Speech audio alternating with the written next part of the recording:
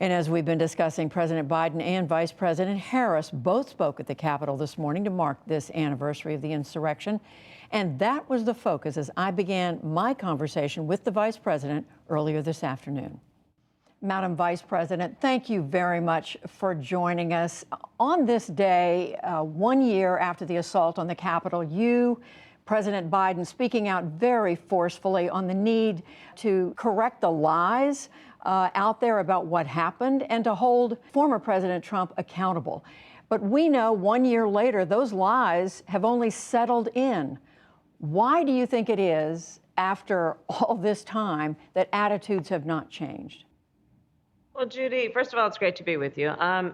I will say, as I said in my speech this morning, that I do believe that there has been a slow attempt to unravel our democracy that proceeded 1 year ago. It is important that we look at what happened 1 year ago on January 6th as a moment in a series of events that have been taking place, some would argue, over the last 15 years, slowly but steadily, in terms of an attempt to erode our democracy. And when I think then about where we are as of today, this is a moment where we reflect on this violent assault on our Capitol, an assault that I think in many ways symbolized what can happen if there is a destruction of democracy, meaning chaos and violence and a lack of order or adherence to rule of law. But let's also see this as a moment where the duality of the existence of a democracy that is both fragile and strong was highlighted, in that at the end of January 6th, that night 1 year ago, where I was there still as a senator and vice president-elect, Right. members of all parties, Democrats, Republicans, and independents, went back to show their loyalty to the Constitution above party or person and uphold the tenets of our Constitution and our democracy. But just as many people today, if not more, believe the lies about what happened.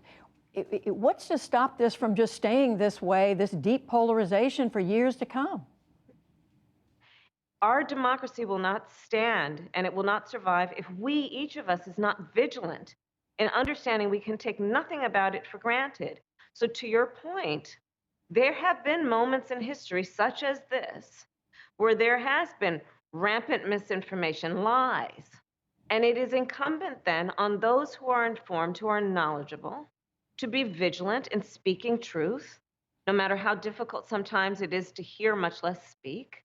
Because the truth is that the democracy of the United States of America is only standing as it is because of the faith and the purpose of the American people to fight for it. Given attitudes out there, do you believe the January 6th House committee will get to the bottom of what happened? I do. And from what I'm witnessing from the outside, it seems that they are exercising great diligence and they are being guided by the facts and law and doing their job and upholding their oath to defend and support the Constitution of the United States. I do have faith in the process that they have embarked upon, and I think we will see, I hope and I believe we will see justice come out of it. I want to ask you about what the vice chair of that committee, Representative Liz Cheney, one of the only Republicans seeking to hold the former president accountable, said. She said former President Trump, quote, summoned this mob, assembled the mob, and lit the flame of this attack. Is she right?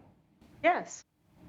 And again, these are moments where we must speak truth, and I applaud her courage in the midst of a number of her colleagues who have failed to show such courage, or those who have shown courage and sadly are not seeking reelection or have not sought reelection.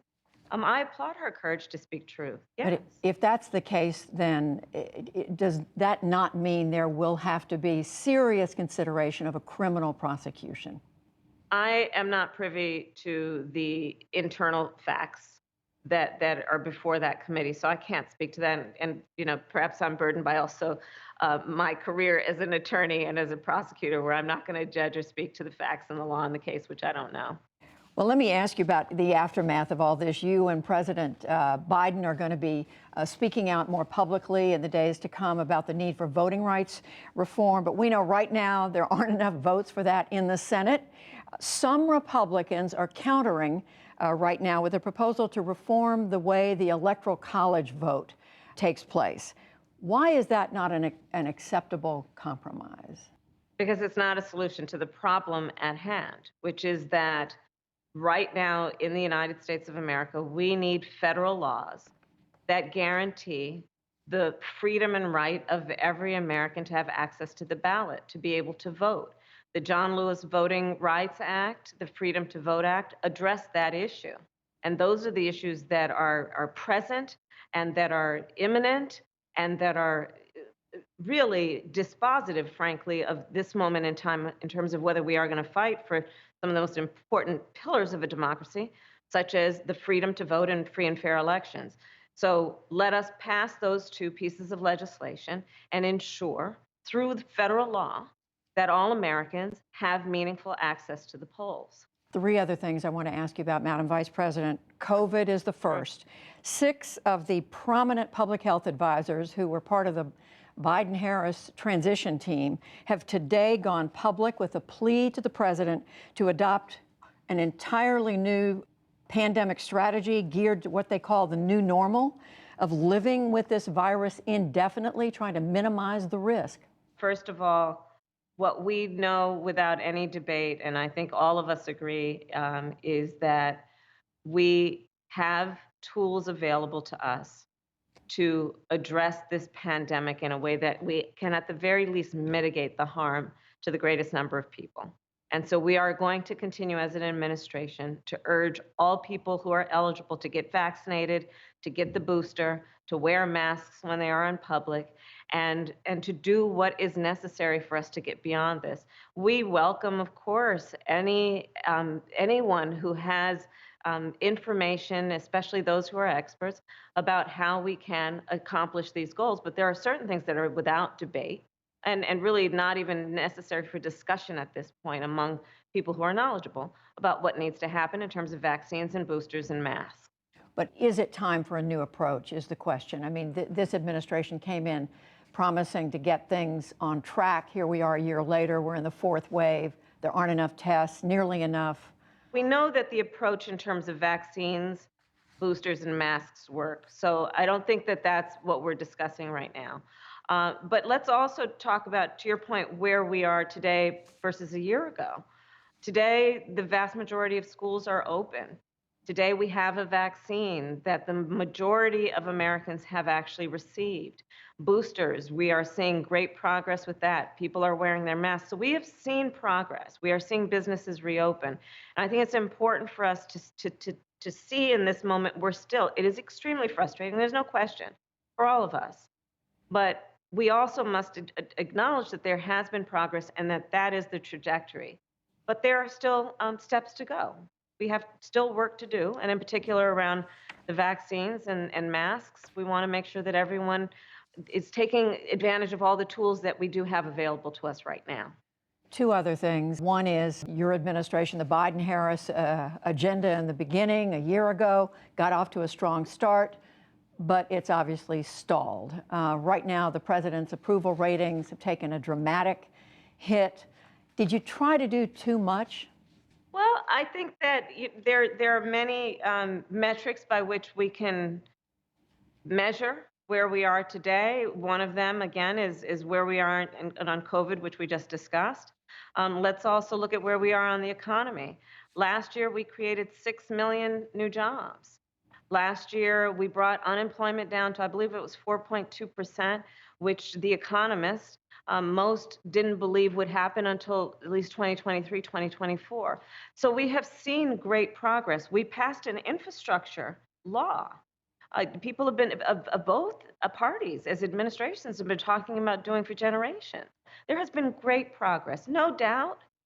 COVID, for example, I mean, everybody is frustrated with that. And I understand and I fully appreciate there is a level of malaise.